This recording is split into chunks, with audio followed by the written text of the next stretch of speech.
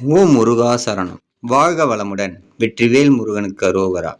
நாம் வாழும் வாழ்க்கையில் நாம் காட்டும் அன்பின் விலை மதிக்க முடியாதுதான். ஆனால் அதை மதிக்க தெரியாதவர்களிடம் காட்டுவதால் தான் நாம் மிதிக்கப்படுகின்றோம். ஆதலால் நாம் அன்பை அப்பன் முருகனிடம் நாம் செலுத்தும் போது அப்பன் முருகன் நம்மை மிதிக்க மாட்டார். நம் வாழ்க்கையை வளம்படுத்த மேன்மையாக்கி விடுவார். ஏனென்றால் அப்பன் ஒரு கருணை கடல்.